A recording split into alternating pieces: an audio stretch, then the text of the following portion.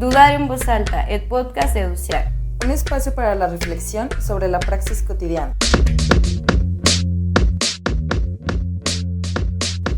Hola, buenos días, muy buenas tardes, muy buenas noches, dependiendo de la hora que nos estén escuchando. Es un gusto que estén con nosotros nuevamente en este nuevo episodio de Dudar en voz alta, que es el podcast de EduSIAC. Les damos la bienvenida a todas y todos quienes nos están escuchando en estos momentos. Para mí es muy grato poder estar en los micrófonos por primera ocasión dentro del podcast. Y pues les venimos a presentar un tema que particularmente es de relevancia y que puede pues interpelarnos de manera pues personal a todas y todos. Es un tema que tiene que ver con cuestiones de salud y particularmente vamos a hablar sobre salud mental.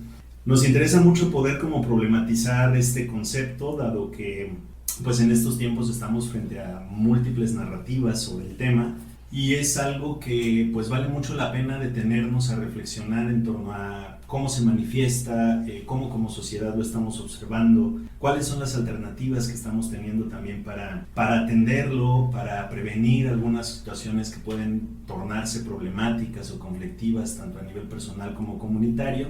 Y pues bueno, para esa discusión, para esa charla, tenemos aquí un grupo de personas que pues me agrada mucho poderles dar también la bienvenida a la mesa. Nos está acompañando María Guadalupe Rodríguez Ferretis. Ella es licenciada en Psicología y maestra en Derechos Humanos por la Universidad Autónoma de San Luis Potosí. Ella cuenta con experiencia profesional en el diseño de proyectos de incidencia social, en métodos de intervención en psicología social comunitaria y en manejo de grupos terapéuticos con familiares y personas diagnosticadas con enfermedad mental. También ha brindado psicoterapia y orientación psicológica a infancias, adolescencias, mujeres y hombres. Entre sus principales líneas de interés están la salud mental y la salud mental comunitaria con infancias, además de colaborar con mujeres, siendo eje transversal de su quehacer la perspectiva de género y la promoción y defensa de derechos humanos. Asimismo, es docente y asesora de prácticas profesionales en la coordinación y extensión de responsabilidad social de la Facultad de Psicología de la Universidad Autónoma de San Luis Potosí. Entonces, pues le damos la más calurosa y cordial bienvenida a Guadalupe Rodríguez Ferretis, que está con nosotros en la mesa. Y bueno, pues ahorita te daremos la palabra para que ya vayas como compartiéndonos un poco también tus reflexiones. Me gustaría antes poder darles la palabra a los demás compañeros y compañeras que nos acompañan en esta mesa, no sin antes que omití presentarme en un principio. Mi nombre es Rogelio Córdoba, actualmente estoy en la Dirección de Educación y Ciudadanía C, y nos acompañan Mariana Morales Hernández, que es una colaboradora de EduSIAC, ella es antropóloga y bueno, pues ella se presentará más adecuadamente. Adelante, Mariana, bienvenida. Ay, hola, pues bueno, también como ya comentó Rogelio, pues estoy muy contenta, también estoy un poco nerviosa, pero bueno, creo que es parte de, y pues eso, ahorita estoy colaborando con EduSIAC y la verdad que pues me significa mucho, ¿no?, estar en este espacio y ojalá puedan como surgir reflexiones chidas y muchas gracias. Bienvenida, Mariana, gracias a ti. Y nos acompaña también José Iván Alonso Torres. Él pues es un psicólogo también egresado de la Universidad Autónoma de San Luis Potosí, es colaborador de EduSIAC. Y pues bueno, te damos la palabra, Iván, para que te presentes. Adelante. Hola, ¿qué tal, Rogelio? Gracias. Hola, Lupita, Mariana. Sí, bueno, igual, de la misma manera, muy contento y también como emocionado de participar en esta edición del podcast que bueno, va a tratar sobre salud mental y pues bueno, también listo para entrarle a la reflexión, a la discusión en este tema pues que me parece también es relevante en estos tiempos. Pues muy bien, muchas gracias. Pues bien, quisiéramos que este espacio fuera más así como una charla, ¿no? Yo un poco estoy ahora como moderando, pero bueno, pensemos que pues podemos intervenir, podemos tomar la palabra, ¿no? Mi intención es poder ir colocando también algunas preguntas sobre la mesa y que desde nuestra experiencia personal, profesional, desde cómo vemos el mundo, podamos también compartir esas ideas en torno a pues estas preguntitas que nos van a servir de guía para el diálogo, ¿no? Entonces, en principio, a lo mejor preguntarles y a lo mejor empezar contigo, Lupita, como esta gran pregunta, ¿no? Como qué sabemos como sociedad en este momento sobre la salud mental, pero particularmente qué entendemos desde una herencia, digamos, de cómo ha evolucionado científicamente el concepto de salud mental y de qué paradigma se ha ido definiendo, ¿no? O sea, es decir, cómo podríamos asumir que se entiende de manera general o hegemónica la salud mental y cómo podríamos también ir introduciendo una visión pues un poco crítica sobre esa concepción, ¿no? Entonces, pues no sé si nos quieres ir compartiendo tu opinión al respecto.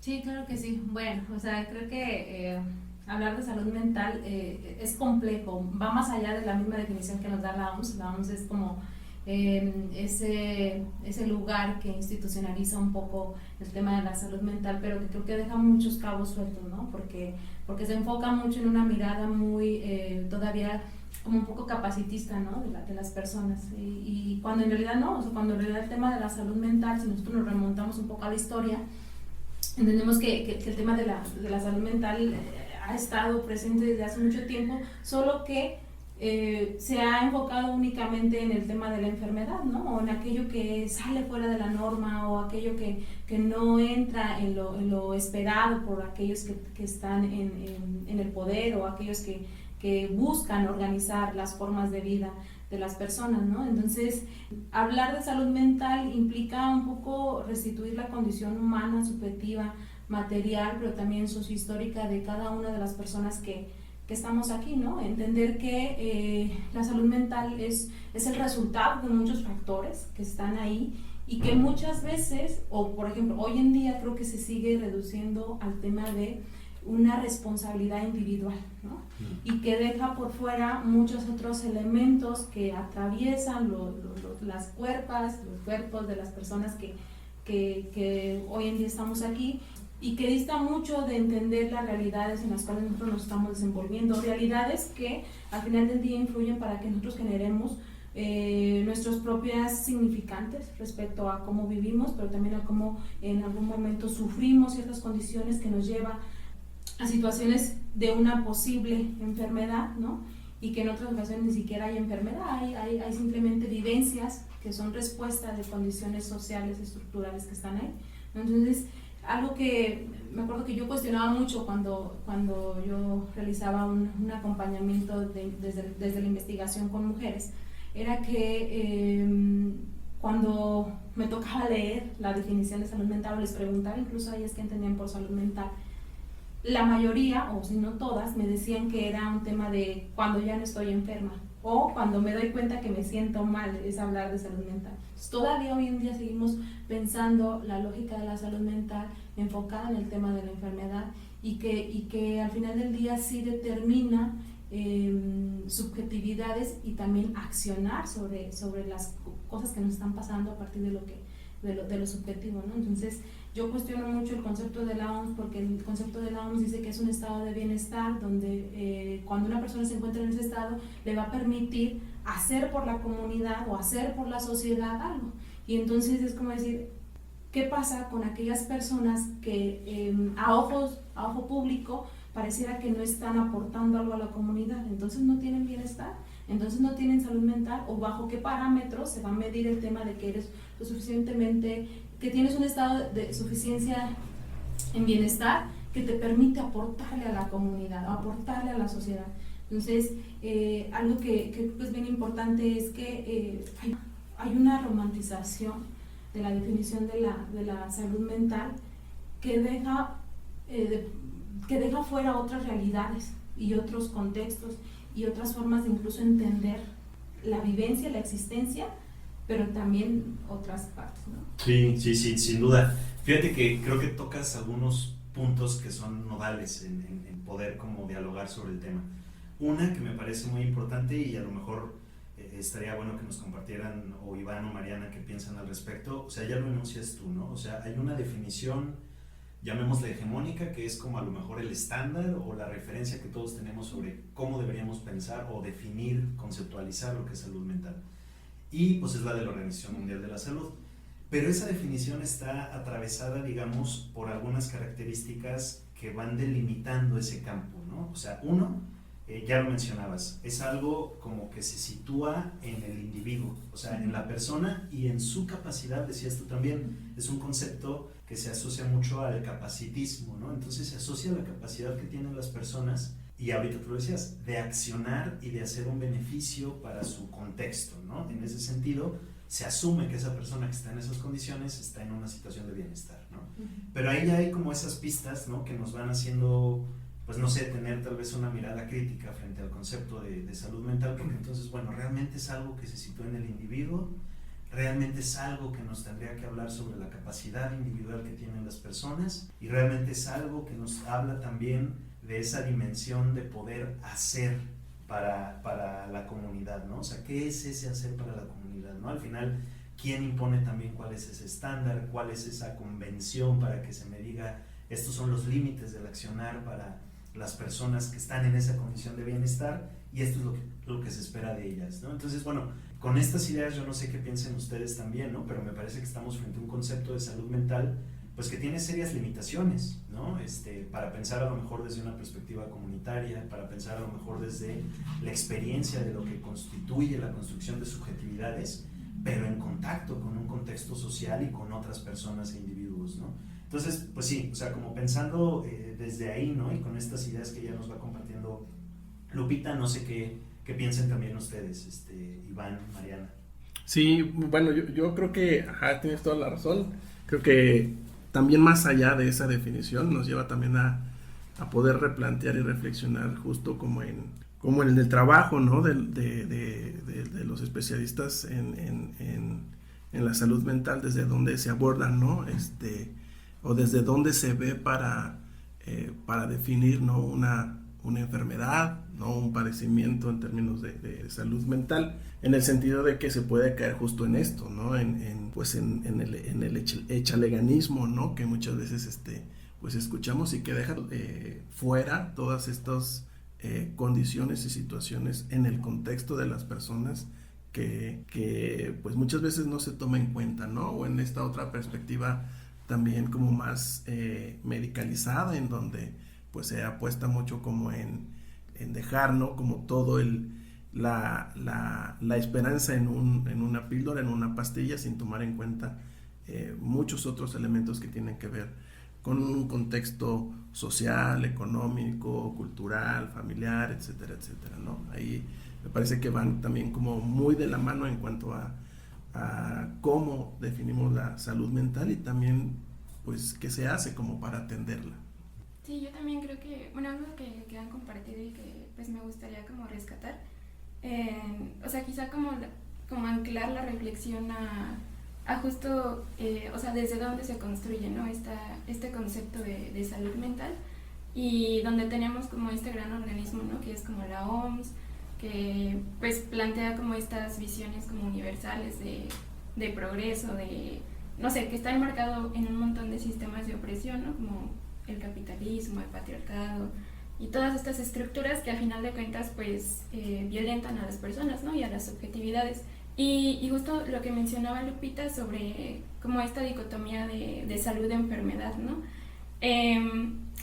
Y justo que muchas veces nos acercamos a la salud mental cuando nos encontramos como en este otro lado, ¿no? Que quizá respondería dentro de este sistema a la enfermedad, ¿no?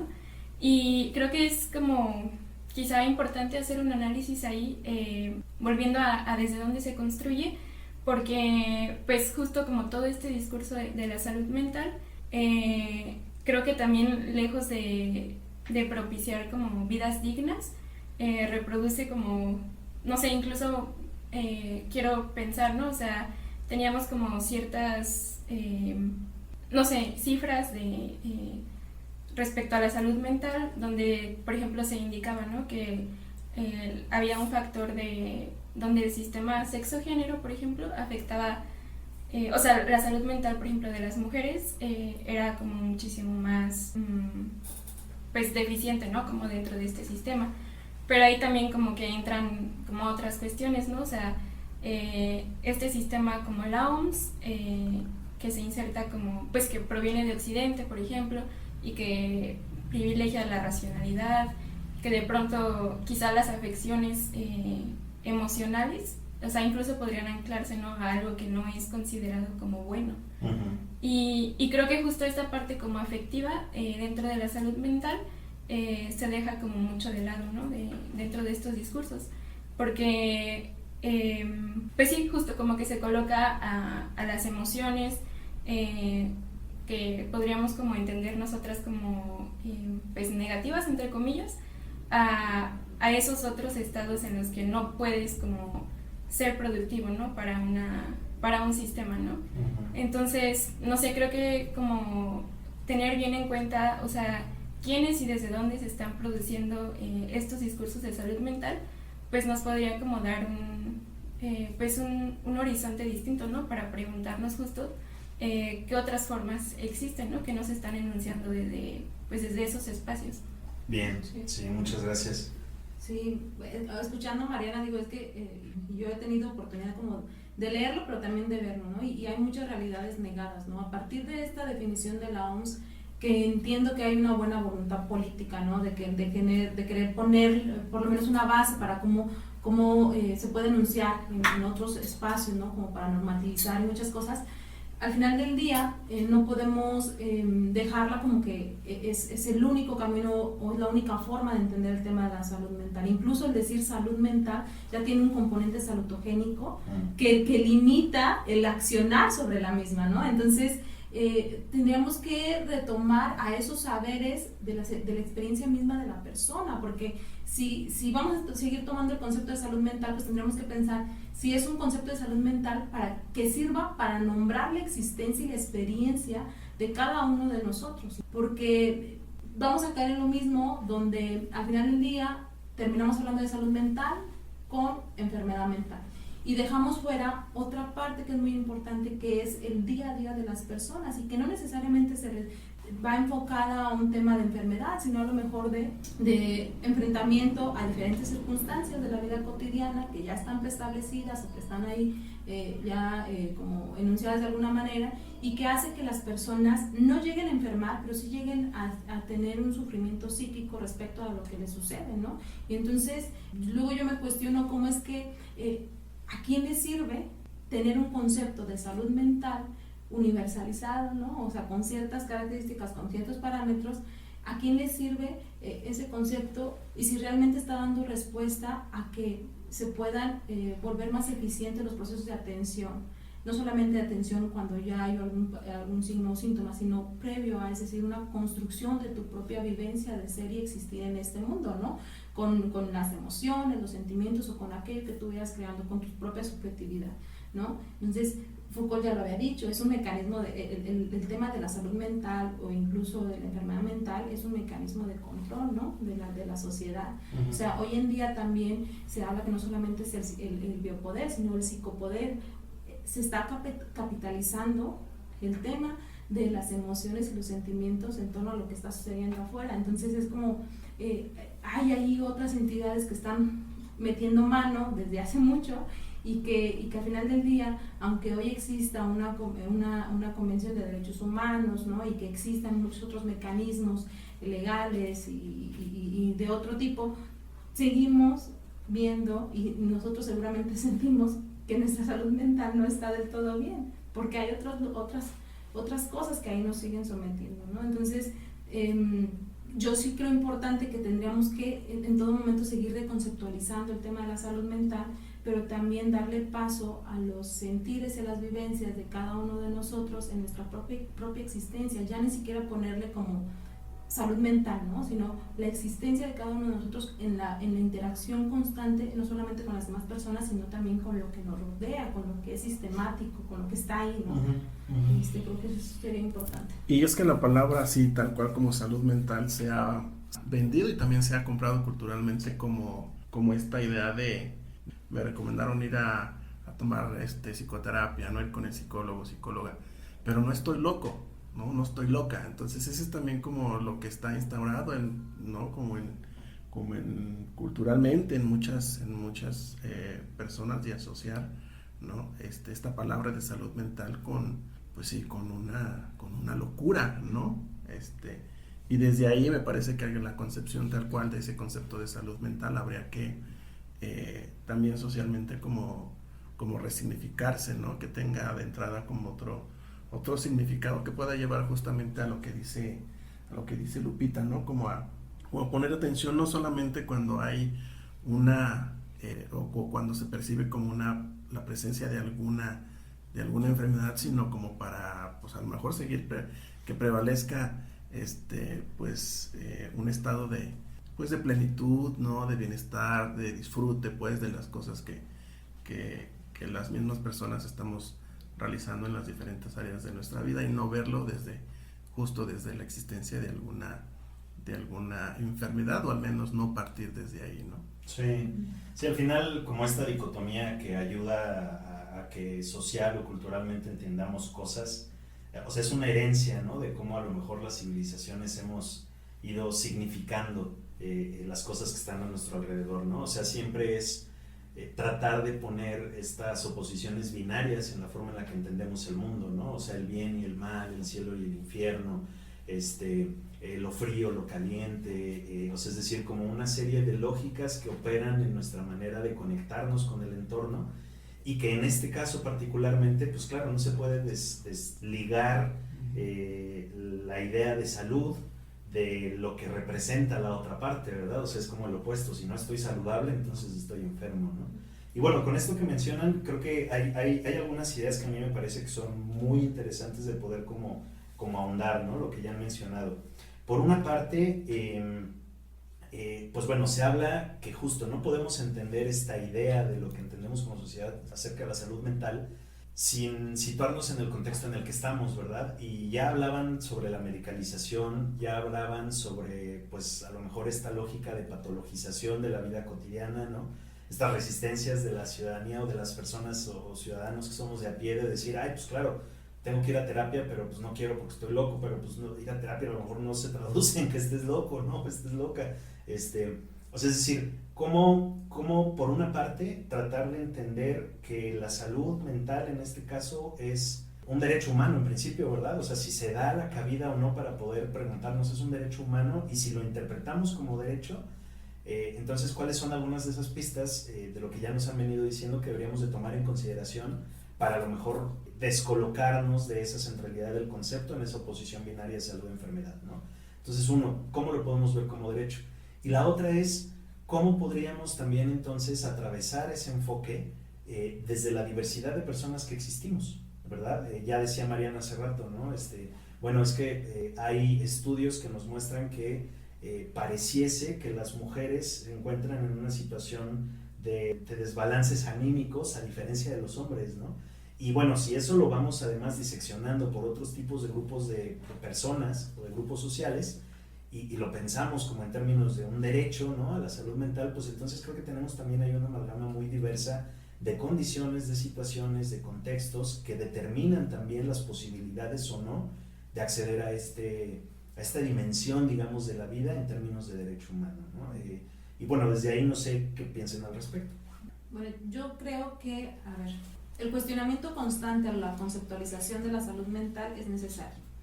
También entiendo que si no existiera esa conceptualización, pues entonces estaremos a veces en la nada, enfrente a un mundo que nos pide que tengamos a lo mejor esa enunciación de esa manera para poder que exista, ¿no? Si no se nombra, pareciera que no existe, ¿no? Si de por sí nombrado, a veces es muy difícil que se preste atención a la salud mental, pues bueno. Entonces, cuando hablamos de que si la salud mental es un derecho, creo que ahí podemos encontrar un recurso precisamente para visibilizar la importancia de que se preste atención a la vivencia de las personas y a esa área que le llamamos salud mental, ¿no? Y que al final del día no es una área que está desvinculada, sino más bien que permite vincular otros muchos derechos, y también permite vincular un aspecto que en muchos años atrás, en muchos siglos atrás, no era tomado en cuenta, como es el tema subjetivo, ¿no?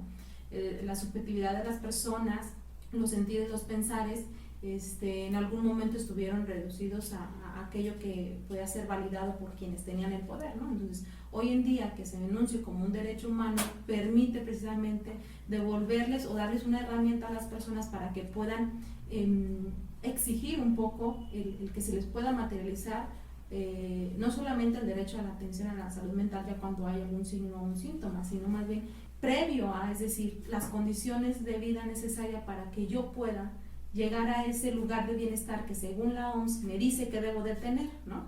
Entonces, yo y aparte pues lo hablo como como defensora de derechos humanos, creo que sí es una herramienta el que se nombra la salud mental como un derecho humano, porque entonces permite visibilizar y vincular con el tema de la dignidad, con la existencia de las personas, pero también de muerte, porque cuando hablamos de la salud mental, no solamente estamos hablando de la existencia, sino también cómo mueren las personas que en algún momento se les vio vulnerada, violentada su salud mental. O sea, hay un tema también de muerte, de existencia, pero también de muerte, ¿no? Entonces, lo que sí es que creo que sí es importante que sí, no se trate de universalizar el derecho, y cuando hablo de universalizar no me refiero a que entonces en unos lugares sí, en otros no, sino más bien que se cuestione incluso cómo es que se va a plantear el derecho a la salud mental dependiendo de cada lugar, porque si nos retomamos a los pueblos originarios, ellos tienen una cosmovisión respecto al tema de la enfermedad mental, entre comillas, que no necesariamente es enfermedad, y que lo ven como un recurso incluso que les permite mantenerse como comunidad y que les permite explicarse el mundo, pero que si lo ponemos en comparación a esos parámetros que nos marcan los organismos internacionales o salutogénicos, psiquiátricos, pues obviamente sí salen fuera de la norma, y por eso se empiezan a generar ciertas medios de coacción, ¿no? y que limitan la existencia de los mismos. Entonces creo que hablar de derechos también es importante hablarlo desde las particularidades de cada uno, con una cuestión de interculturalidad, pero también entendiendo la diversidad, y que siempre exista ese camino que permita que las voces se enuncien, porque cuando hablamos de derechos humanos vemos que en ciertos espacios sí van con la bandera de derechos humanos, pero no permiten que las personas se enuncien desde su propio derecho. O sea, el derecho es la praxis de cada uno, la existencia de cada uno, no es el que me marca la convención nada más es como un parámetro, ¿no? Pero es que se puede enunciar la persona a partir de su subjetividad, pero también de su accionar y de su relación con las otras personas, ¿no? Entonces, creo que eso. ¿Qué derechos verías que están directamente vinculados al derecho humano a la salud mental? O sea, es decir, para lograr ese bienestar que decías, ¿qué otras cosas deberían de ser los mínimos para eso, tener una vida digna y pensar que estamos en un trayecto que nos va a permitir estar en esa condición de bienestar que parece más bien una promesa, ¿no? En la vida cotidiana. O sea, Sí. Es que si nos planteamos mucho como este tema de que los derechos son interdependientes, indivisibles, progresivos, que no es que existe el derecho a la salud mental aislado, sino que depende de otros derechos como el de la alimentación, por ejemplo, a vivir, o sea, el simple hecho de vivir, existir, ya se convierte en un derecho a que tengas alimentación, a que tengas un techo, a que te sientas seguro, a que puedas acceder a la educación, a que puedas acceder a un medio ambiente sano. Entonces, empezamos a ver que al final del día se trata de que existan las condiciones, o sea, condiciones físicas, materiales, que permita que la persona por lo menos no se tenga que estar preocupando por ahora si tengo algo que comer, ¿no? O sea, porque ese es lo primero, incluso si nos vamos a algo muy básico, las necesidades básicas de las personas. Si primero se ven resueltas esas necesidades básicas de las personas, ya estamos ahí hablando que se están palomeando muchos derechos, ¿no? Y de supervivencia, ¿no? Y después nos vamos a otros derechos más complejos que tienen que ver con el esfuerzo y con la colaboración de las otras personas que están alrededor, ¿no? Quienes toman las decisiones, y entonces son otras cuestiones estructurales que también deben de estar ahí, pero digo, o sea, es como ir construyendo constantemente el accionar del derecho humano a la salud mental, que tiene que ver con el tema de la praxis de existir, tanto cuando te alimentas, como cuando tienes acceso al agua, como cuando tienes acceso a una vida libre de violencia en tu familia, ¿no? O sea, como todos esos suma de elementos que, vaya, siento que los puedo enunciar así, muy así, pero creo que tiene sus detalles ya cuando nos vamos al día a día. Yo soy una firme creyente que la depresión, la ansiedad, el estrés de hoy en día tiene que ver con un tema de justicia social, ¿no? O sea, las personas no enferman porque quieren enfermar. O sea, nadie de nosotros que estamos aquí nos sentimos súper bien cuando nos sentimos súper tristes o cuando estamos en una cuestión de ataque de pánico por una situación. O sea, siempre hay algo que antecede, y casi 100% segura que lo que antecede son unas condiciones materiales, estructurales que están ahí, que nos están exigiendo. Bien. Y que, ojo, tienen que ver también con un tema de, ¿cómo se le llama? Como esta parte de, hay un moldeamiento social y hay una herencia transgeneracional que ha llevado que hoy en día nosotros representemos o interpretemos nuestro mundo que nos rodea de cierta manera. Uh-huh. Si ya hay esto que mencionaba, si no mal recuerdo, Bichulhan, que habla como este moldeamiento de la mente de las personas que incluso nos condiciona en cómo debemos de sentir y pensar la existencia y qué tanto debemos de cuestionar lo que está allá afuera. Y que seguramente está ligado también con esas condiciones materiales de existencia, ¿verdad? O sea, es decir, el contexto en donde estamos, en donde crecemos, en donde socializamos, la posibilidad como de acceso a ciertos bienes y servicios va moldeando también cómo leemos esa existencia en donde estamos, ¿no? Y bueno, me quedo con esta idea de la justicia social, pero antes a lo mejor de pasar a eso, sí me gustaría como que con esta reflexión que venimos haciendo, ¿no? Acerca de cómo justamente hay una interrelación entre distintos tipos de derechos y que el cumplimiento o el acceso a la salud mental sería el supuesto de haber cumplido una serie de otros, ¿no? Antes o de manera conjunta. A lo mejor sí me gustaría que caracterizáramos y que pudiéramos como dimensionar un poco cómo está el tema de salud mental en México y particularmente a lo mejor también con relación al post-confinamiento, ¿no? O sea, es decir, qué tipo de efectos vemos que ha tenido el COVID, la pandemia, el post-confinamiento en la sociedad mexicana, en las juventudes, en las mujeres, ¿no? Cómo eso ha a lo mejor generado una serie de necesidades que tal vez antes no estaban siendo apreciadas y que ahora sí.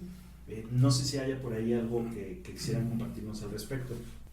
Por aquí, por ejemplo, a mí me parece muy relevante como poder identificar que hay México ahorita está ocupando el lugar 16 a nivel mundial de personas que tienen depresión.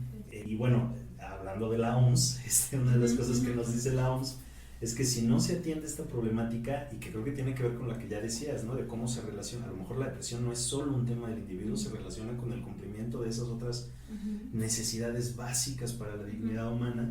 Dice que si no se atiende el tema para el 2030, será la primera causa de discapacidad a nivel mundial, ¿no? Entonces fíjense nada más, o sea, estamos hablando de una forma de discapacidad y responde también a lo que ya venían diciendo, ¿no? O sea, estamos conceptualizando y viendo la salud mental desde la prioridad de la funcionalidad, de la productividad de las personas en un sistema económico y político como en el que vivimos, ¿no? Entonces, aquí ya la alarma y el foco rojo de la OMS, que digo, bueno, el darnos cuenta de eso pues es importante, pero al mismo tiempo no deja de ser grave, ¿verdad?, el tema. Entonces, bueno, lugar 16, México a nivel mundial. La Secretaría de Salud, por ejemplo, reporta que hubo 84.396 nuevos casos del problema de salud mental a fines del 2020. En 2021 la cifra subió cerca de 20.000 personas más y en 2022 hubo un repunte como de 26.000 personas más, ya llegando al punto de 131.454 nuevos casos, ¿no? Habría que ver también a detalle cómo es que se están generando estas cifras y seguramente son cifras subrepresentadas, ¿verdad? Porque son los que llegan, me imagino, a alguna institución de salud. Y que se está tomando el registro. Sí. De hecho, INEGI, aquí en San Luis Potosí también hace si ustedes se meten a la página de INEGI y buscan cómo está el tema de la depresión o que también miden la ansiedad y el tema de suicidios, ustedes meten y te lanza ciertos datos, ¿no? De que hay tantas personas con depresión y hay tantas con personas con intento suicida y lo toma, creo que de los parámetros de los 14 años en adelante. Pero cuando te pones a investigar qué tipo de preguntas hacen en el consenso para hablar de temas de salud mental, no te salen las preguntas que realmente, o sea, con que nos permita saber cómo se está cuestionando el tema del suicidio y cómo se está cuestionando el tema de la depresión. Cómo es que dicen que hay cierto número de personas. Yo algo que pienso es que es importante tener cifras porque nos permite justificar la importancia de que se preste atención. Pero entonces tendríamos que ir más allá. O sea, esto que preguntabas de qué pasó con todos nosotros ahora que fue el tema de la pandemia, durante la pandemia y post pandemia. Yo el beneficio que le veo a la pandemia, y si es que le podemos dar un beneficio, es el tema de que se volteó la mirada a algo que estaba ahí y que por mucho tiempo, por lo menos en México, se había dejado fuera, porque se le prestaba el 0.4% del financiamiento para la salud al tema de la salud mental, y eso solamente iba destinado al tema de los medicamentos, porque no había los suficientes espacios, ni psicólogos, ni profesionales de salud que puedan atender esa situación, ¿no? Y seguir pensando en que cuando hablan de salud mental solamente se refieren al momento de atender el síntoma o el signo o el síntoma, ¿no? Pero también me quedaba pensando en lo que visibilizó el tema de la pandemia, ¿no? O sea, hablan de que existe una pandemia de depresión, ¿no? Que por eso para el 2030 nos va a llevar a una discapacidad mundial, ¿no? Pero no se habla de lo que lleva a la depresión. Por ejemplo, otra pandemia que está es la violencia que sufren las mujeres. La mayoría de las mujeres que sufren violencia pasan por temas de depresión, ¿no? De ansiedad, de intento de suicida. Entonces es como, no se le presta atención a eso. Y se vuelve a resumir y a romantizar el tema de la resiliencia, que fuimos bien resilientes en la pandemia, ¿no? Que a pesar de que hubo más ansiedad y más estrés, nos volvimos resilientes, y ahora sabemos que estamos enfermos mentalmente porque se patologizó todo, la vivencia de la pandemia. Eso es otra cosa que digo, a ver, ¿cómo no esperas que una persona se sienta triste o decaído si dejó de ver a sus familiares, si estaba preocupado, si había una constante inseguridad hacia su salud? Se perdió su trabajo. Se perdió, exacto. No. Entonces, ¿cómo no esperas que se sienta así? Entonces, no se trata de patologizar a la humanidad por el tema de la pandemia, sumar una pandemia a otra pandemia, ¿no? O sea, como sumar un diagnóstico a otro diagnóstico, sino más bien visibilizar qué es lo que está pasando. O sea, yo creo que ahí está la ruta, o sea, voltear a ver a las mujeres, voltear a ver que incluso, o sea, hay un tema de que hay un abandono al tema de las mujeres, y que hay una historia de feminización de la locura, que ya de por sí nos pone en un lugar de desventaja, y que, ojo, nos pone en un lugar de desventaja a las mujeres, pero que también condiciona la vida y la existencia y cómo viven la salud mental los hombres, los varones, ¿no? O sea, porque también ustedes les condiciona de cierta manera,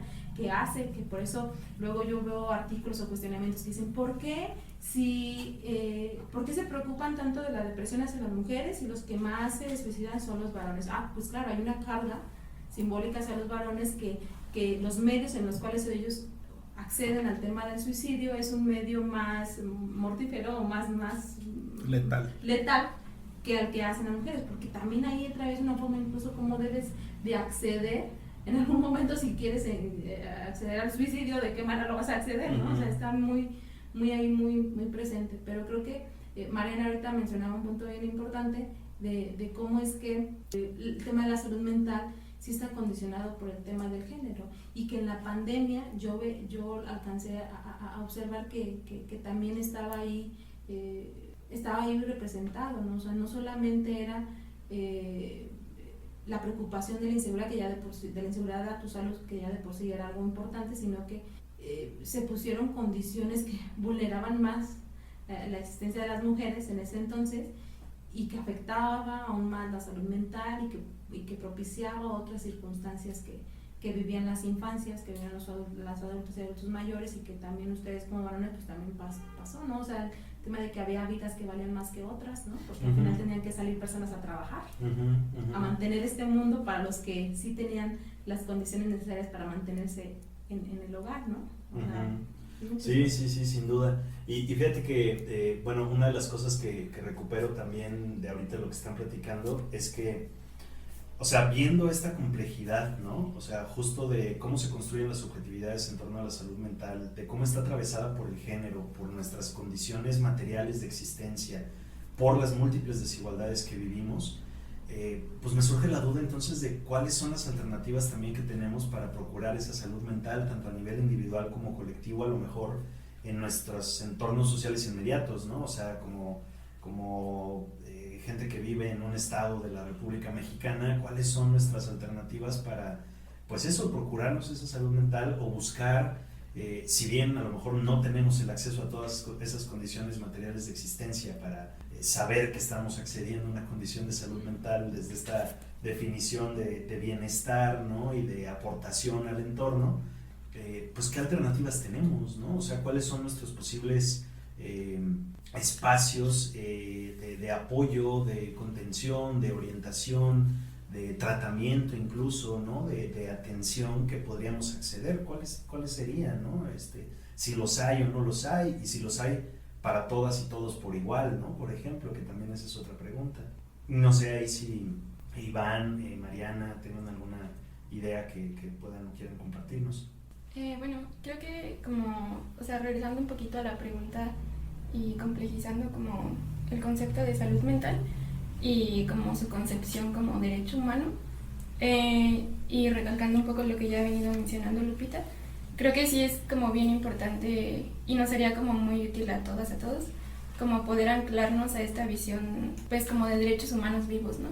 Es decir, o sea, sí, en derechos que están como anclados a nuestras experiencias y que justo vendrían como a proponer otra forma de entender la salud mental que no está, pues sí, entendida, por ejemplo, no sé, desde estos términos de discapacidad, que a mí la verdad me suena como mucho, incluso como que me molesta, y entiendo que son como términos que pueden ayudar como a enunciar, ¿no? Como, no sé, ciertas posturas políticas, dependiendo desde donde pues sí se enuncien, pero también creo que como que ir cachando como todos estos discursos que se usan como justo como desde una lógica de poder. Creo que justo lo que podemos hacer nosotras o nosotros dentro de nuestros espacios es como irlos cuestionando, ¿no? Y decir, o sea, realmente a lo mejor yo no soy la persona que está discapacitada, ¿no? Sino es el medio, o sea, la sociedad, el sistema. Y justo me suena mucho cómo es que a raíz, por ejemplo, de la pandemia por COVID, justo fue como que se volteó a ver como esta situación de la salud mental, ¿no? Y justo, ¿por qué? O sea, porque el sistema nos vio como a todos como seres incapacitados, ¿no? Como para sostenerlo, para producir. Y creo que nosotros como quizá inconscientemente, como estamos insertos en todo esto, insertas, pues también nos vimos como en una crisis interna, ¿no? O sea, como emocional. Creo que ahí como que se puede como notar bien, o sea, cómo están entretejidos como las formas en que nos autopercibimos y cómo está como construido socialmente el mundo, ¿no? Y también en esta, por ejemplo, recuperando el discurso de derechos, también como, bueno, anteriormente como que colocábamos esta pregunta, ¿no? Si la salud mental es un derecho o es un privilegio, ¿no? Incluso que en muchas instancias la salud mental pues es concebida como un servicio, ¿no? Donde tienes que pagar para poder acceder a ella. Y justo también platicábamos hace unos días, no sé, de descolonizar como esta cuestión del privilegio, ¿no? Porque también puede generar en personas que a lo mejor tenemos como la oportunidad de acceder a estos servicios, pues que nos sintamos culpables, ¿no? Como de decir, no sé, o sea, incluso como de meritar como ese esfuerzo que creo que es mucho en la mayoría de las personas, ¿no? Que podemos acceder a estos pues, servicios básicamente, ¿no? Que como son planteados desde el Estado, que ni siquiera son como suficientes, pues no son de buena calidad, que revictimizan, que a final de cuentas pues terminan como reproduciendo todas estas violencias, ¿no? Y pues sí, señalándonos como personas enfermas o discapacitadas. Entonces, no sé, creo que como que me parece chido como rescatar, pues justo que a lo mejor están sí todas estas estructuras que nos dicen pues desde estos organismos cómo son las cosas, pero también como quizá un poco resignificando, pues sí, quizá como estas crisis que experimentamos dentro de todo esto, pues que también tenemos como la agencia de cuestionar, ¿no? Y de justo como voltear a ver nuestras experiencias y dotarlas como de otros significados. Entonces creo que justo eso pues se puede ir como tejiendo, pues haciendo como espacios de comunidad, ¿no? Donde pues sí, o sea, nos escuchemos, nos acompañemos, nos sostengamos y justo como podamos empezar a construir como otras formas pues más amables de entender la salud mental y que no necesariamente respondan como a esta dicotomía de salud-enfermedad, ¿no? O de discapacidad o de privilegios, sino que, pues sí, no sé, quizá de pronto podría sonar como, pues sí, como un discurso romantizado o que solo es como palabrería, pero creo que, y podría como afirmar, ¿no? Que, pues que muchas de las personas que estamos aquí y que seguimos como resistiendo en este mundo, pues es gracias a eso, ¿no? A que nos hemos dado el espacio quizá como en tiempos de crisis, a resignificar todo esto. Les invitamos a que nos acompañen a escuchar este pequeño testimonio que nos habla sobre una experiencia que interpela directamente el tema que estamos abordando en esta mesa. Un punto de partida, un cuerpo sintiente, viviente, andante, un existente, que de pronto se torna incapaz de sostenerse a sí mismo, y un mundo que no se detiene ni siquiera geológicamente. Hace poco un amigo me contó que si la Tierra se detuviera en seco, todos moriríamos porque saldríamos disparados a una velocidad mortal. Me pareció fascinante la idea, pensar que aunque sea en la fantasía, en la ficción, en las hipótesis imposibles, hay un mundo que como yo se tuvo que caer, se tuvo que frenar. Un día, y poco a poco, mi cuerpo notoriamente dejó de ser alegre, y no me refiero a una felicidad de marketing. Hablo de ejercer mi fuerza sensible y vital, respirar sin presión en el pecho, sin tener el estómago hecho nudo, la garganta engarrotada, sin tener la fuerza para levantarme de la cama, haber perdido la facultad de reír, porque mi risa sonaba como un eco, pero el bienestar de la risa era solo un fantasma. Llegar a los lugares en automático, perder el interés en mis personas cercanas, dormir pero no descansar, sentir el dolor de mis 1000 abusos de la infancia y de mis 1000 descuidos de la adultez. Y en ese camino de padecer, comencé la búsqueda de agenciarme con la vida sin negar la muerte incluso como proceso vital, para ir encontrando caminos más amables y de bienestar compartido. De repente, en ese camino de encontrar y desencontrar, llegaron los poseedores del saber, aquellas y aquellos con títulos de psiquiatría y especialistas de la salud mental, empujando mi cuerpo con 1000 cuentos y sustancias para que ese término económico de la depresión, la Gran Depresión, me abandonara y pudiera seguir produciendo, generando, sosteniendo, funcionando, porque parece que dejar caer es el fracaso más imperdonable. La salud mental, o tal vez esa suerte de bienestar psicosocial que es deseable maximizar, no es neutral. ¿Cómo puedo respirar libremente entre agrotóxicos, pesticidas, contaminantes? ¿Cómo puedo disfrutarme y gozarme frente al espejo colonizado que me grita que jamás seré amada? ¿Cómo puedo conectar con el cuerpo territorio que me despojaron a partir de que relaciones de poder decidieron que mi nombre sería el de alguna familia colonizadora y no el del viento, o que mi género sería uno que me obliga a cuidar desde el encadenamiento? Todo el camino obligado para alcanzar el éxito habiendo nacido en una familia de clase trabajadora. ¿Cómo puedo sentir seguridad frente al Estado, la policía, los militares, las cárceles? ¿Cómo puedo generar redes en un territorio desarraigado, fraccionado, despojado, que funciona a costa de la apropiación de la naturaleza y de los valores, saberes y prácticas culturales de quienes no ostentan el poder? Pues bien, no hay una receta para que mi cuerpo naturaleza sintiente recupere la alegría de vivir. Pero eso está bien. Si la diversidad tiene una potencia, es la de no estandarizar. Así como en las cadenas de producción o como en los 1000 intentos de Occidente por desaparecer lo que se ha entendido como subalterno. Así que con la fuerza de una llama interna que comienza a encenderse, te comparto que no estamos solas, ni solos, ni soles. No carguemos en nuestras espaldas la responsabilidad de un mundo que no hemos decidido y que funciona con base en el aniquilamiento, el despojo, la captura. Lloremos, gritemos, enojémonos, validemos nuestras tristezas. Celebremos que sentimos, celebremos nuestro movimiento, compartamos, desdibujemos las fracturas de las ciudades que insisten en los fraccionamientos, en el expolio, en el ahogar en cemento la vida y busquemos nuestras propias redes, manadas, equipos, articulaciones, nuestras propias certezas. Hagamos las paces con la muerte, veámosla a los ojos y sonriámosle. Reapropiémonos de la alegría de las cosas más simples, aquellas que quienes detentan el poder no podrán observar porque en el producir y despojar eternamente no hay espacio para lo vital. Hagamos de la vulnerabilidad una cualidad necesaria para la vida compartida. Aceptémonos como seres interdependientes, abracemos los fracasos, soltemos las carreras, conozcamos nuestros cuerpos, reapropiémonos de nuestros deseos, extrañemos, dolamos y soltemos. A nuestro favor tenemos la resignificación que parte de nuestras necesidades sentidas y nuestras escuchas activas. La locura existe en tanto no se comprende la riqueza de la neurodiversidad, que no todos cabemos en lo recatado y capturado del ser un normal.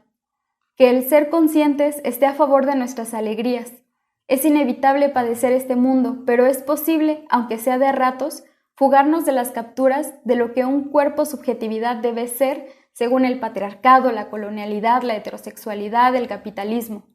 Que el ser conscientes del mundo insostenible en el que vivimos nos ayude a tejer redes, a veces de amor, a veces de odio.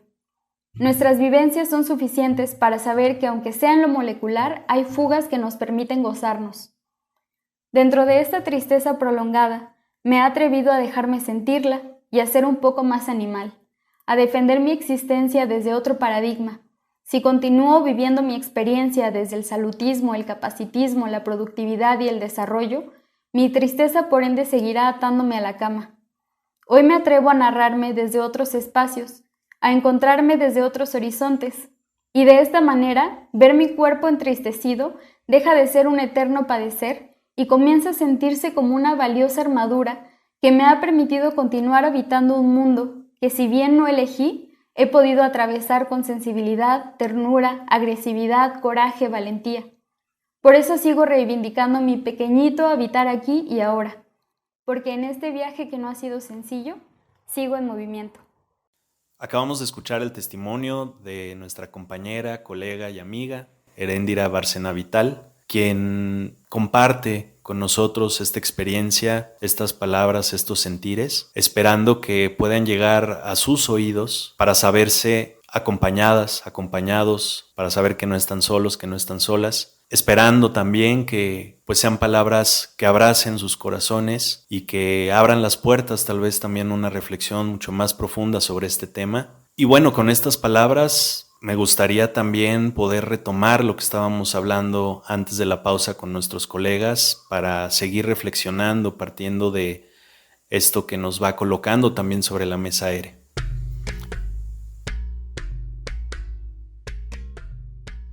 Estábamos platicando acerca de pues cómo se van conectando algunos elementos que nos ayudan a entender de una manera crítica lo que es la salud mental y hacia dónde a lo mejor nos gustaría también transitar.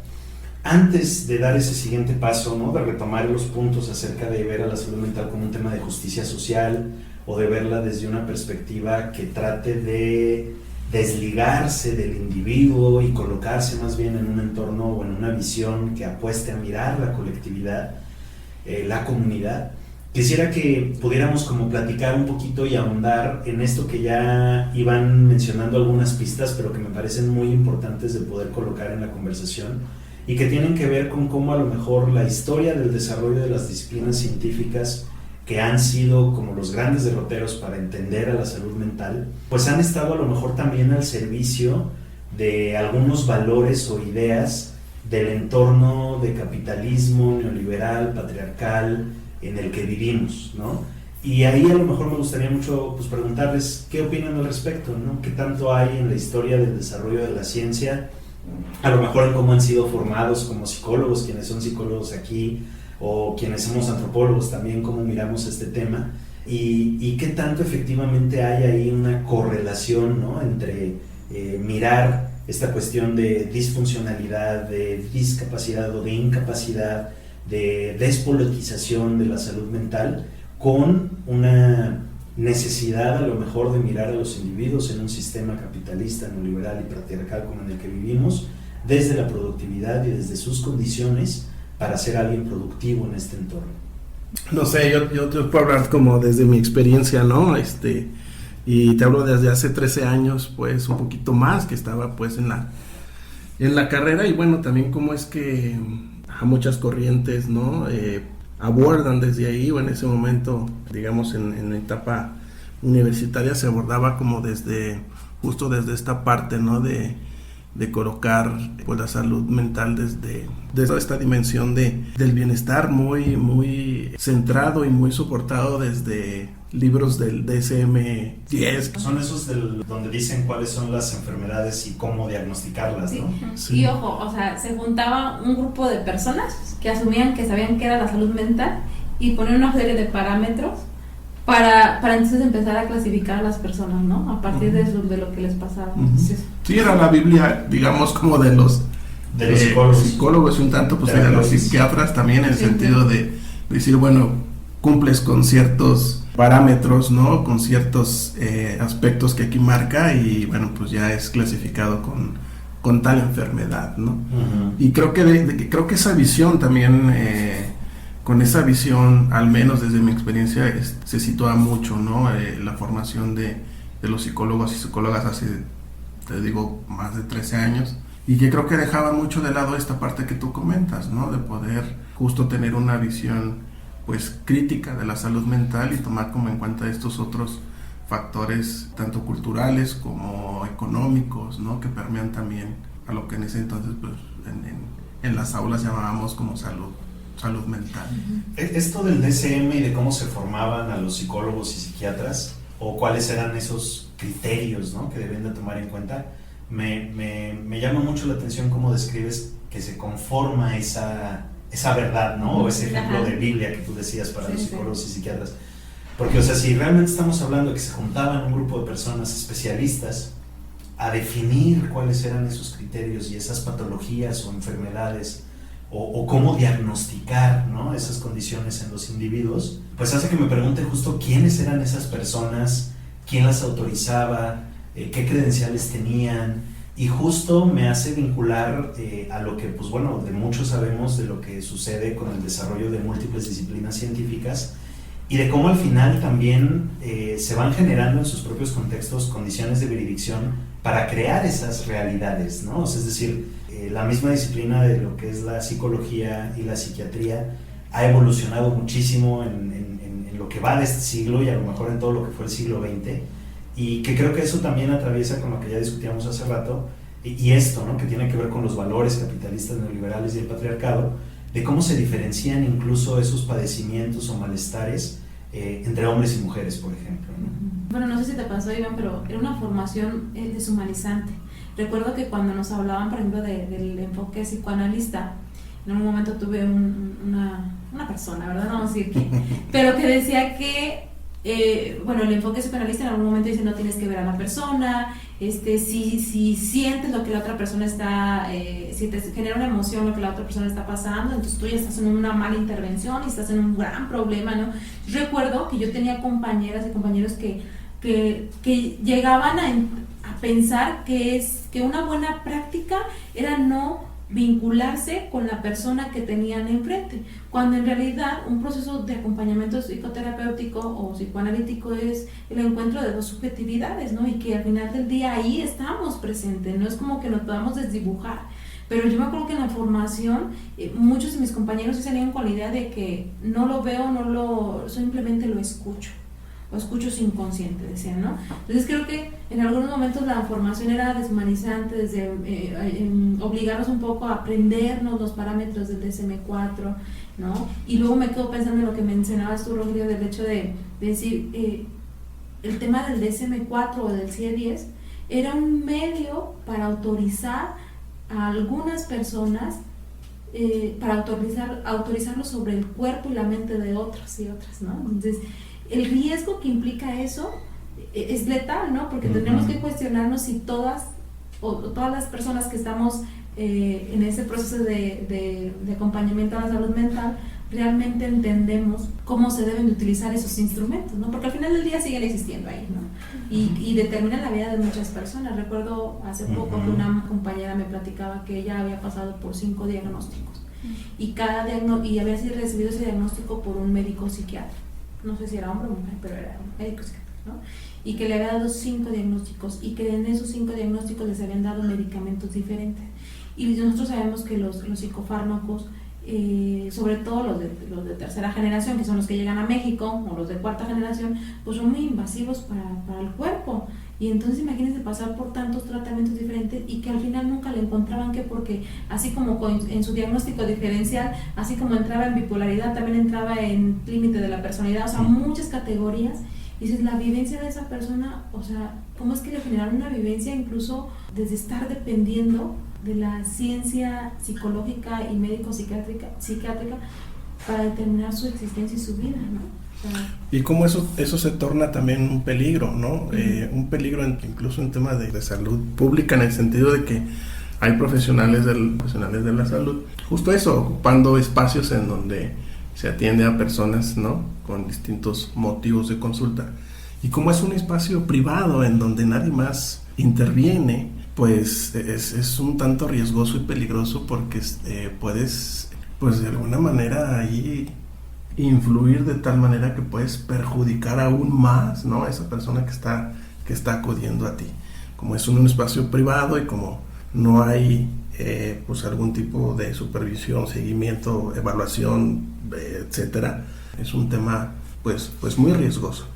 Sí, es que recordemos, o sea, todavía finales de los 90, inicios de los 2000, ¿cuántos niños y niñas no fueron diagnosticados con TDA, ¿no? Y se les medicaba de tal forma que pues les afectaba muy, y que hoy en día son adultos que les vuelven a hacer su diagnóstico y resulta que no tenían TDA, que tenían otra cosa, ¿no? Sí. O el tema de la homosexualidad que estaba dentro del DSM-4 que decía como un trastorno mental.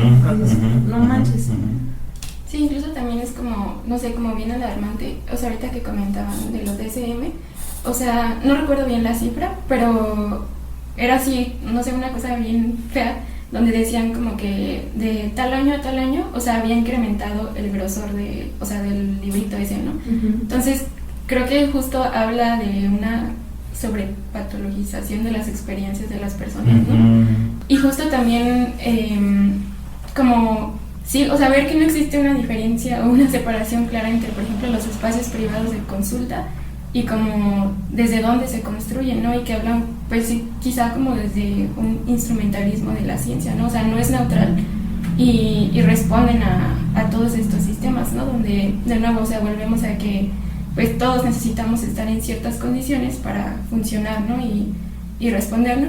También, no sé, como que me resonó mucho lo que compartía Lupita, ¿no? Sobre la experiencia de esta persona, ¿no? Que fue como diagnosticada pues sí, o sea, con muchos diagnósticos previos y justo como que me resonó mucho en mi experiencia, ¿no? Y no sé, o sea, creo que, bueno, o sea, quizá como puedo enunciarlo desde este espacio, pero bueno, yo soy como una persona que me encuentro dentro del espectro autista y justo es como bien extraño porque a mí me costó, o sea, puedo decir que desde mi experiencia, o sea, toda una vida, o sea, como acceder como a ese diagnóstico que se me hizo en una sesión, o sea, y justo leyéndome el DSM y diciéndome, cumples con esto, estás dentro del espectro. Y claro que para mí, o sea, como que creo que a veces, sobre todo como no tanto como tal en el diagnóstico, pues en este caso autista, sino más bien como en el movimiento, o sea, de las personas como que están dentro del espectro autista. O sea, sí me parece que todas estas como etiquetas o no sé, de pronto pueden como recordarnos como que la salud mental es política, ¿no? Yo retomo lo que dice ella, donde que la etiqueta no se vuelva como el fin en sí mismo de la atención a la salud mental una vez que ya hay una sintomatología. O sea, el hecho de que existan estos instrumentos como el DSM-4 pudiera llegar a ser funcionales, y eso lo pongo como entre comillas y con vemos, ¿no? Siempre y cuando exista una forma de ver el tema de la salud mental no utilitarista, no capacitista, no reduccionista en el hacer, ¿no? Al final del día, porque también recuerdo tres... Y perdón, priorizando las subjetividades que dices de la persona, ¿no? O sea, al final está eso primero y al centro, más que el libro, pues, ¿no? Exactamente. O sea, el libro a lo mejor te servirá como una serie de indicadores, te dará pistas, te servirá de apoyo, de ayuda, pero al final... pues lo que tienes enfrente es la persona, ¿no? Eso, no desdibujar a la persona que tienes ahí, porque para algunas, yo he escuchado, para unos es muy satisfactorio decir, ya sé qué tengo, que es una tranquilidad decir, ya sé qué tengo y entonces ya sé qué puedo hacer. Y ese sé que tengo es muy bueno, siempre y cuando en la continuidad del acompañamiento a ese ya sé que tengo o a ese diagnóstico, si lo queremos llamar así, nunca desdibujemos a la persona en el proceso. Porque la realidad es que en muchos otros procesos sí se desdibuja después de que les dan la etiqueta, o después de que les dan el diagnóstico, y sí se convierte en etiqueta de vida. Sí. ¿No? O sea, sí, yo, o sea, como justo me pongo a pensar, ¿no? O sea, cómo era mi vida, quizá como antes de este diagnóstico, no sé. Y, o sea, y es verdad que a mí, o sea, sí me marcó como un antes y un después, ¿no? O sea, quizá no para mal, para bien, porque o sea, me ayuda como a enunciar ciertas cosas, a entender ciertas cosas, e incluso creo que no tendría por qué ser así, pero como una herramienta, ¿no? De quizá hasta de explicación innecesaria ante el otro, ¿no? Ante lo otro, sobre tus sentidos, sobre cómo te comportas, sobre qué es lo que necesitas. Y justo como que me viene esta reflexión, ¿no? O sea, de qué tanto, por ejemplo, estas cuestiones que se están utilizando mucho como socialmente, no, quizá no tanto clínicamente o no se ha desarrollado, pero estas etiquetas, por ejemplo, de neurotípico, neurodivergente, ¿no? Y justo como que yo, o sea, retomando como lo político de la salud mental, creo que pueden ser, o sea, una herramienta valiosa para evidenciar la existencia de diversidad, pero creo que también en el fondo vuelven como a regresar a estas oposiciones binarias, ¿no? De lo que está bien, de lo que está mal, o sea, de lo que, o sea, es típico, de lo que es diferente, ¿no? Y de nuevo volvemos como a catalogarnos en estas, pues sí, como en estas etiquetas que más que como voltear a ver nuestras experiencias, pues sí, o sea, como que nos aíslan, ¿no? Y creo que también existe un peligro como por ejemplo, yo veo que mucho desde redes sociales como que se enuncian, ¿no? Y hasta podría decir que se banalizan como las experiencias que ciertas personas pueden o podemos llegar a tener, ¿no? Simplemente etiquetándolas en estos dos grandes grupos de neurotípicos, neurodivergentes, y creemos que eso es como la solución a todo, ¿no? Cuando, pues, o sea, creo que va mucho más allá de lo que pueda caber en una etiqueta, ¿no? O en un diagnóstico. Y bueno, no olvidar que mientras sigan sacando y mientras se sigan estableciendo nuevas etiquetas o nombres para más enfermedades y más enfermedades, pues atrás de todo esto hay toda una industria, ¿no? Farmacéutica y todo un modelo económico que lo que busca es pues justo generar enfermedad para poder generarte también una ilusión de que esta pastillita te puede servir para atender eso que tú estás padeciendo. Claro, la capitalización de la emoción, de la psique de las personas, o sea, el sistema capitalista no es tonto. O sea, él muta constantemente para poder hacerse de la vida de las personas y mantener ese estatus, ¿no? Entonces es como, de ahí de la importancia de politizar el tema de la salud mental, en tanto permita visibilizar esas desajustes estructurales que someten la vida de las personas. Si por el contrario se politiza desde una idea muy que responde a la institucionalidad, pues entonces ahí estamos otra vez mal, porque la institucionalidad sí está respondiendo a demandas que no necesariamente tienen que ver con las personas, ¿no? Que responden a los intereses de unos cuantos que se quieren mantener ahí. Porque la misma, o sea, puede haber una normativa, puede haber una convención que diga ciertas cosas, pero si no es permeado lo suficiente, vamos a seguir replicando las mismas cosas, ¿no? O sea, hoy en día seguimos discutiendo el tema de la salud mental, queriendo salir de esa dicotomía, pero al final del día, si volteamos a ver los espacios donde se atiende la salud mental, todos van enfocados al tema de la enfermedad, y una enfermedad que patologiza las vivencias de las personas en respuesta a unas condiciones de vida que no dan, ¿no? Y por otro lado, yo quería retomar algo que creo que puede ser una vía como para pensar el tema de la salud mental de una manera diferente, y una vía que creo que tiene que ver mucho con dejar de pensar que la salud mental solamente tiene que ver con los profesionales de la salud mental, que son los médicos psiquiatras o los psicólogos, psicólogas, ¿no? Sino pensar que la salud mental se puede acompañar para explicarse y para abordarse y acompañarse con otras disciplinas. O sea, por ejemplo, la antropología, ustedes que son antropólogos, a mí me parece fundamental, porque uno de los artículos que a mí más me ha fascinado es precisamente de una antropóloga que hace un estudio de cómo es la vivencia de enfermar, entre comillas, de una comunidad, ¿no? Y que hacen una etnografía respecto a eso, y da unos acercamientos que para mí como psicóloga me nutrieron mucho, porque me permitieron quitarme marañas mentales que había aprendido en mi formación, por ejemplo, Entonces, el que se puedan dar estos enlaces entre disciplinas que sumen a entender y a ver que las personas somos holísticas y que al final del día necesitamos de muchos otros elementos para poder explicar nuestra propia existencia. Claro. Fíjate que esto que planteas me lleva justo a colocar la pregunta en la mesa de cómo podríamos pensar la salud mental fuera de los valores del capitalismo, que creo que es la reflexión que ya vienes haciendo, ¿no? O sea, estas miradas que nos invitan a pensar desde un nivel comunitario o de grupo social, ¿no? O sea, qué es lo que se está viviendo ahí de forma colectiva, que puede abonar o no a una salud mental, claro, a nivel individual, pero que está hablando también de ese nivel de cohesión, de corresponsabilidad, de comunidad, de trabajo colaborativo, ¿no? De pensar en los demás, en uno mismo, en su relación con el otro, con el entorno, ¿no?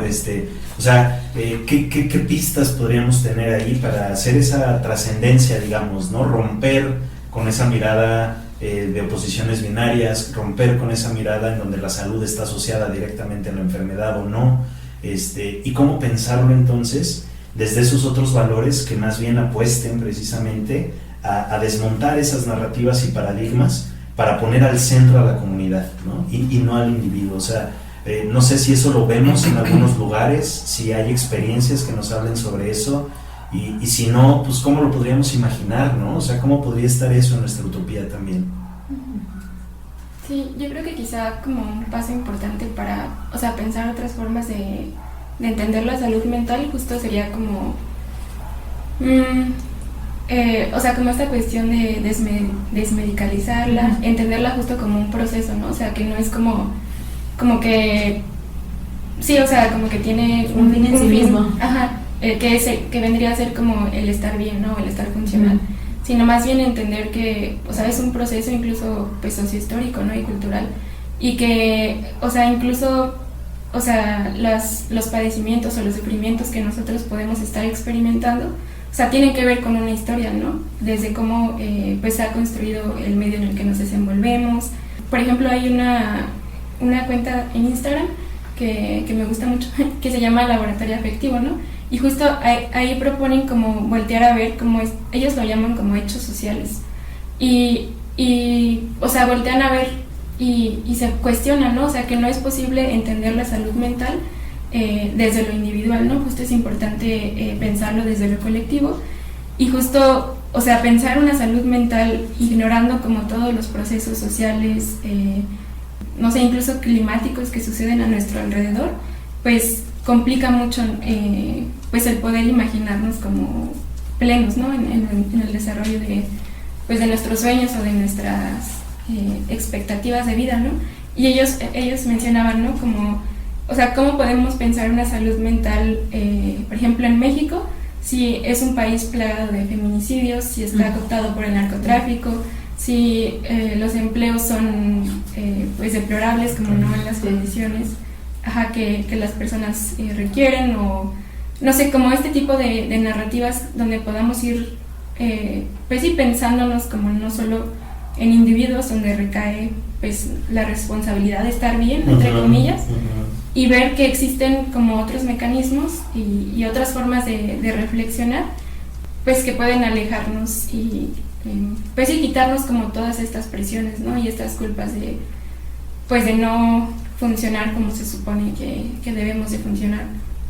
Y yo no sé si compartan esta reflexión que yo he venido teniendo, en el sentido de que la pandemia, dentro de todo lo catastrófico que ha sido, ¿no? No lo que fue, sino que ha sido y sigue teniendo como sus consecuencias, ¿no? Pero quizá alguna de las cosas que yo podría rescatar, y a lo mejor que de dónde retomar, como esta pregunta que hacía Rogelio sobre qué hacer, ¿no? Más allá de cómo atender, de cómo imaginar o pensar como una salud mental más allá de estos parámetros como de las etiquetas y de la medicalización, pues es que también vino a poner frente a los ojos de muchas personas la necesidad de ser solidarios y solidarias con los demás. Vino también a colocar frente a padres e hijos, ¿no? Esta necesidad de una comunicación a lo mejor mucho más directa, ¿no? Mucho más empática, incluso en sí mismo el espacio que se generó para poder convivir, ¿no? Y en esa convivencia a lo mejor poder generar espacios donde se pueda escuchar, ¿no? A las demás personas.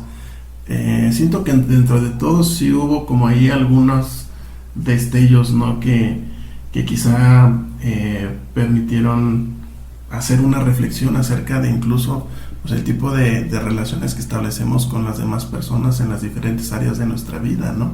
Y cómo el pensarlas distintas pues podría abonar también a sentirte mucho mejor, ¿no? En los espacios donde te desenvuelves, con tus compañeros de trabajo, con tu propia pareja, con tus padres, con tus hermanos, ¿no?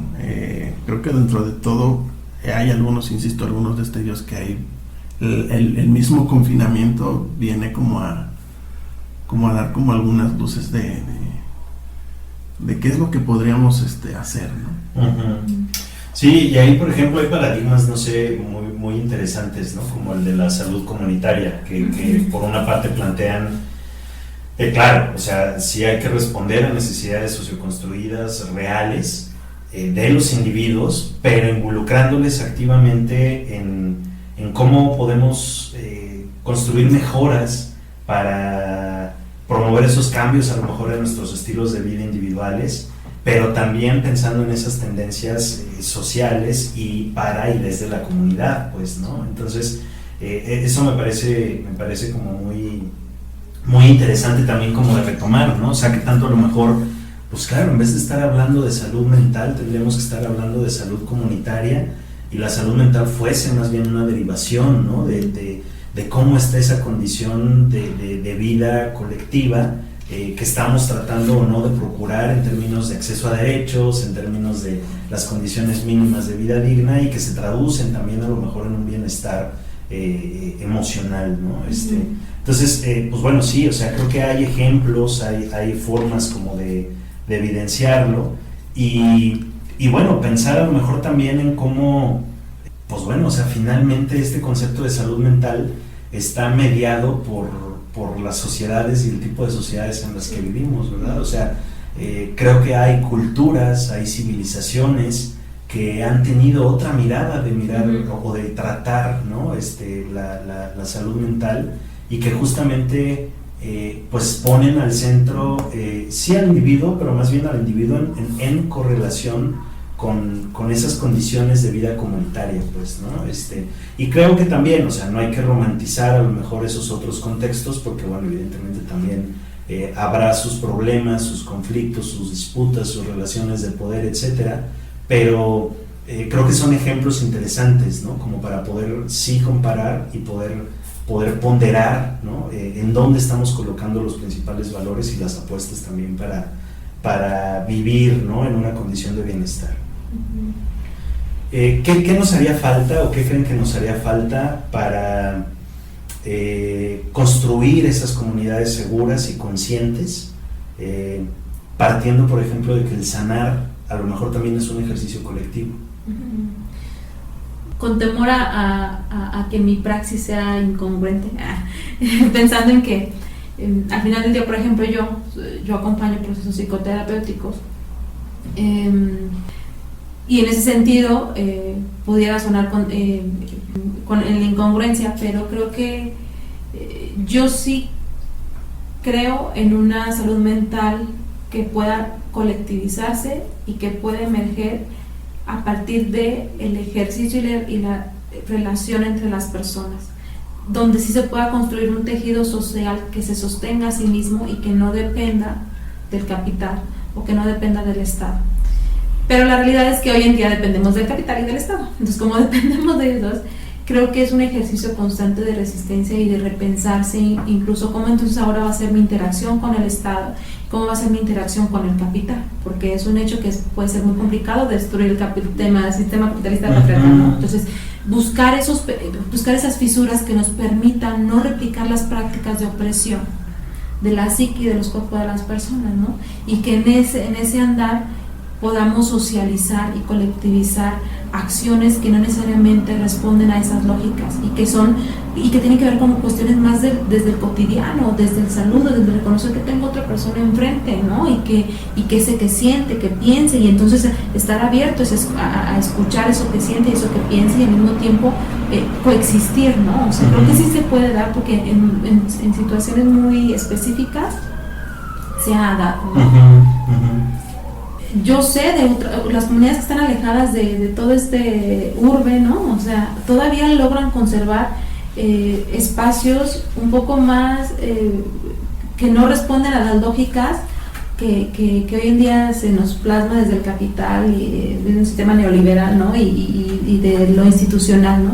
Y encuentran esas fisuras donde todavía pueden darle un lugar de posibilidad al tema de la salud mental y al bienestar en sí mismo. Entonces, y también pensar cómo vamos a categorizar o cómo vamos a nombrar nuestra existencia en relación con los otros y las otras.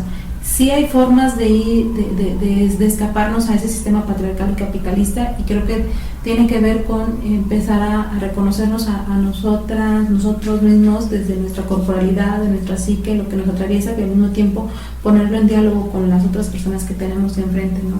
Son pequeños momentos que yo alcanzo a ver cuando estoy en las comunidades y cuando interactúo con niños, niñas, con adultos mayores.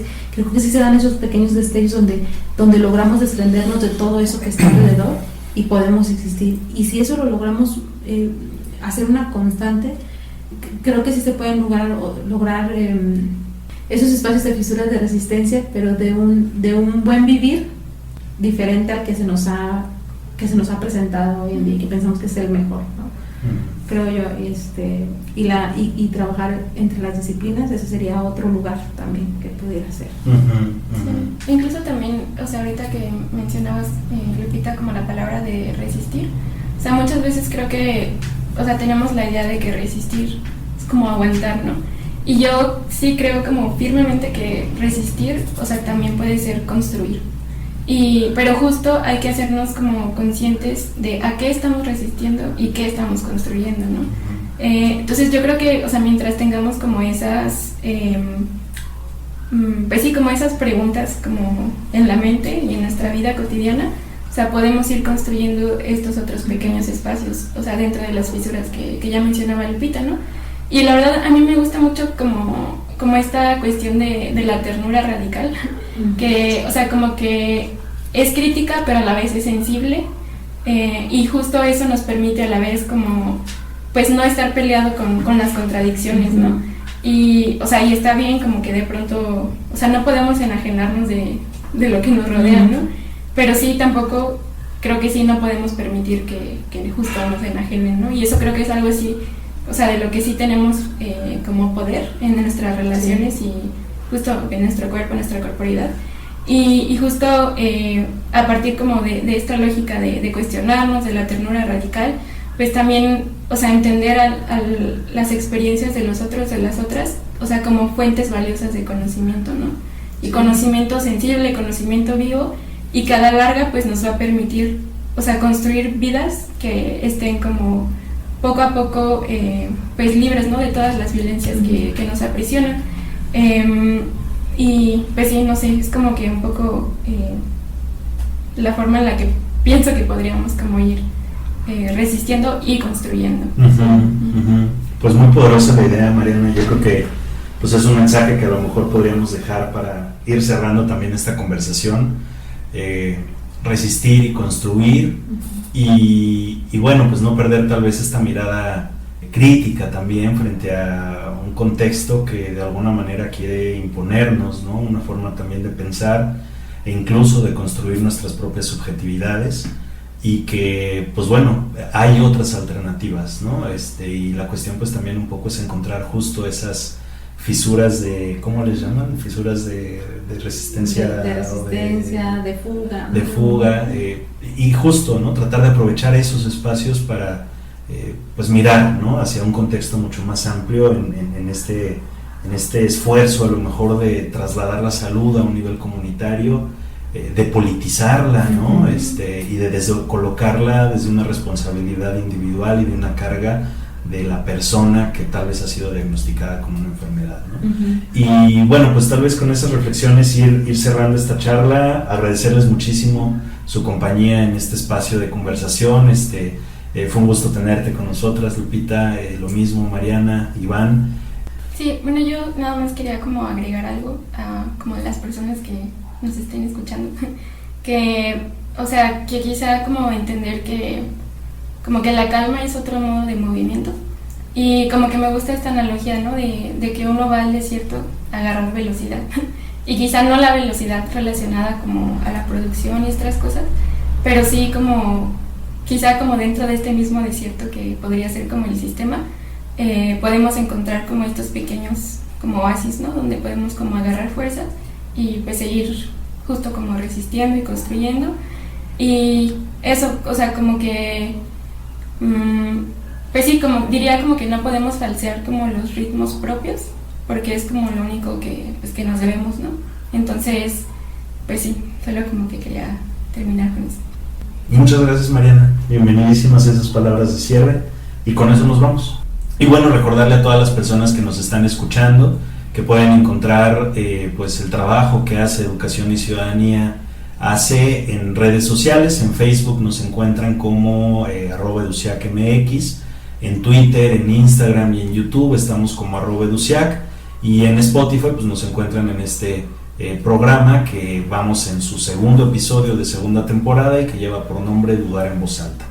Esperamos que pues hayan tenido un momento agradable como lo hemos tenido nosotros acá en cabina, y pues les esperamos para los siguientes episodios que vamos a estar transmitiendo. Les agradecemos mucho la escucha y agradecemos también sus comentarios, sus recomendaciones, su retroalimentación a través de nuestros distintos mecanismos de contacto, y es un gusto haber podido pasar este momento con todas y todos ustedes. Un excelente día, tarde, noche. Gracias. Gracias. Bueno. Dudar en Voz Alta, el podcast de EduCiac. Síguenos en nuestras redes sociales como @educiacmx en Facebook, @educiac en Instagram, YouTube y Twitter. Escucha todos los episodios en Spotify, YouTube y Anchor. Dudamos para encontrarnos, para reconocernos y sabernos distintas. Dudamos porque sabemos que cuestionarnos nos hará transitar por nuevos caminos.